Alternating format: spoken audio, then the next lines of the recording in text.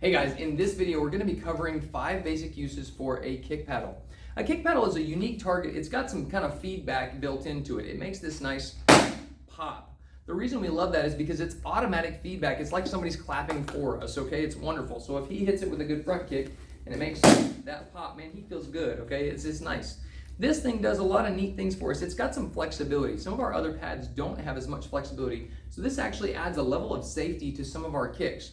Things like crescent kicks, hook kicks, all those things that are going to move through a target that are designed to hit the head and move the head. You know, the head's kind of wobbly, right? Well, this kind of simulates that. So a couple of things about holding this target. Number one, you want to grip it with the spine towards you. I know that some people turn it this way. I don't do that for various reasons, but we're going to go with the circular part away from you. You're going to go with the spine towards you. You're going to grip it in your hand just like you would with a hatchet or something, okay? Now, when I hold this target, it depends on what I'm holding it for, the direction that I hold it. If I'm going to hold it for a front kick, I'm going to turn it flat. Now, what I want to do is line up the center of the target with the center of my body and hold it away from me. Important things, this wrist strap is a necessary tool.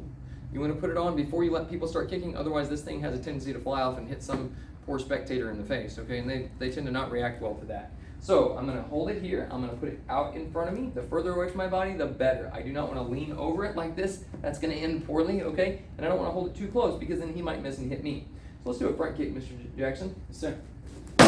He throws a great front kick. Notice how the pad kind of pops up here. I don't want to be completely relaxed. Go ahead and throw it again. I don't want to do that, okay? It doesn't feel good for him, and there's a possibility that he might hyperextend his knee because there's not enough resistance. So just like any other pad, I want to push a little bit whenever he strikes. That means I'm going to need to practice some timing, okay? Another great use for this particular tool is to use it for things like crescent kicks or hook kicks that are up high. So let's do an outside crescent kick, Mr. Jackson. So when he does that outside crescent kick, you notice his leg is straight, which means that his knee is at risk of injury if the thing he's hitting doesn't move. That's why we don't do a crescent kicks on our heavy bags or usually even on Bob, because Bob's head is fairly stiff.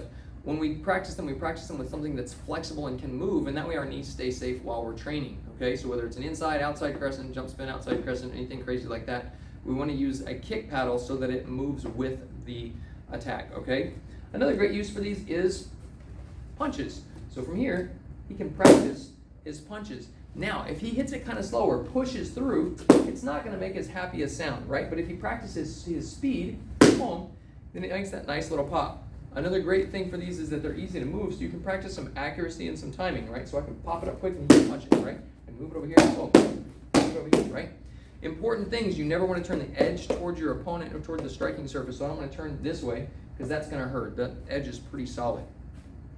Okay, another great use for these is as blocking tools. So if I want something that's a little bit more rigid than maybe a square pad or a blocker, this can give a little bit of that resistance because it is a little bit more rigid. So if I want him to practice a good solid block, boom, I can hit him with it, and it kind of gives him a little bit of that that scariness factor, right? Because it's loud and it's got those hard edges, and it helps him to kind of inoculate himself to that level of stress, okay?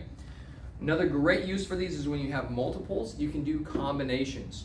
So for instance, if I wanted him to do a jab cross front kick hook kick, okay, so we're just going to throw something kind of random out there. So he's going to go jab cross, boom, boom, front kick, and then a hook kick, boom, right? And so it's easy for me to change the angle of this target because it's light and easy for me to rotate with my wrist. A couple of important things to worry about. You never want to hold it here because if they kick your knuckles, it's going to hurt them and you, okay? When you're holding the target, you do not turn it this way because their foot's going to come along it and hit your fingers. Last thing that you need to pay super close attention to is the level of your target. For instance, if I'm holding for a roundhouse kick, and pretend that Mr. Jackson just got really short for a second, okay? Yeah, now we've got a midget Jackson, okay? If I'm holding it up here for his roundhouse kick, that's at his chin level. That's not great. If he's a brand new student, he's going to kick me in the knuckles every time, and I'm going to get upset, but it's not his fault. It's my fault. I want to make sure that the round part of the target is level with his belly, okay? That way he can do a great kick. In order to do that, I may need to change the angle that I'm holding the pad. So here's a quick tip. A lot of people hold it here and then they just kind of get stuck with this grip. If I'm trying to hold it down low, you see the angle of the pad has now changed so that he's going to hit the edge of that pad. I don't want that to happen. So I simply rotate the pad back in my grip a little bit so that now when I hold it low, the flat side of the pad is in the striking zone. Go ahead. boom. And now he can hit it with the top of his foot safely without hitting me and without hitting the front edge of the target. All right, guys, so there's your uses for your kick paddle. I hope you guys enjoy those. They're a lot of fun to use, and we'll see you in the next video.